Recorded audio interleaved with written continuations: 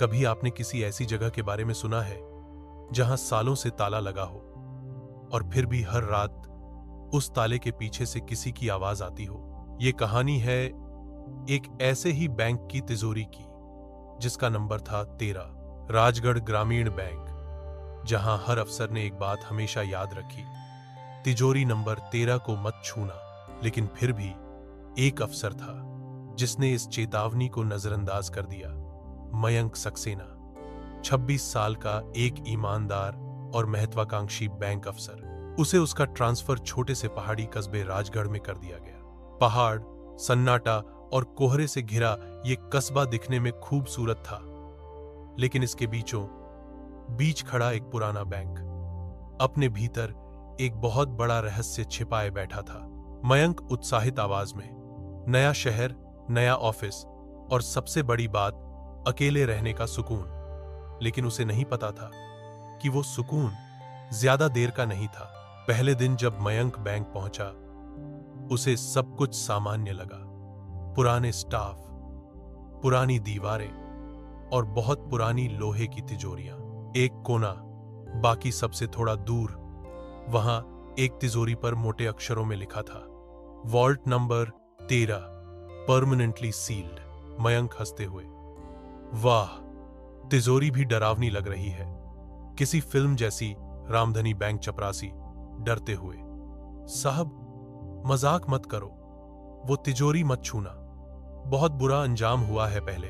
मयंक, अरे रामधनी जी, मैं दिल्ली से हूं, वहां तो हर कोना कैमरे से भरा होता है, ये सब कहानियां सिर्फ डराने के लिए होती हैं।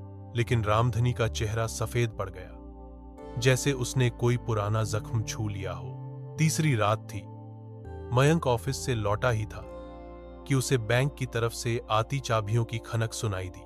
मयंक धीरे से, इतनी रात को कौन बैंक में है?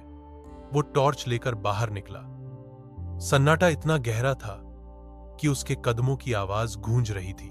बैंक की लाइटें बंद थीं, लेकिन अंदर से धीमी खरोंचने की आवाज आ रही थी। खोलो, मुझे बाहर निकालो। मयंक डरते हुए, हेलो, कोई है वहां? उसकी टॉर्च सीधा पड़ी तिजोरी नंबर 13 पर, जो हल्के हल्के हिल रही थी।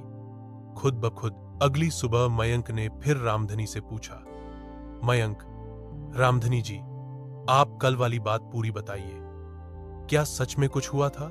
रामधनी, साहब, आज से 30 साल पहले एक अफसर थे, नाम भी मयंक ही था, बहुत होशियार, पर उसे भी वही तिजोरी खोलनी थी। एक रात सबकी नजर बचाकर उसने मास्टर चाबी से तिजोरी खोल दी। अगले दिन वो मिला, उसी तिजोरी के अंदर, मृत, चेहरे पर डर, जैसे मौत खुद उससे बात कर रही हो। मयंक का दिल अब भी इस कहानी को पूरी तरह सच नहीं मान रहा था, लेकिन अब वो रात का इंतजार करने लगा था, शायद सबूत के लिए। अगली रात मयंक बैंक गया, हाथ में मास्टर चाबी। उसने कैमरा ऑन किया और तिजोरी के सामने खड़ा हो गया। मयंक रिकॉर्डिंग में, आज मैं ये रहस्य खत्म कर दूंगा, देखते हैं इसमें क्या है।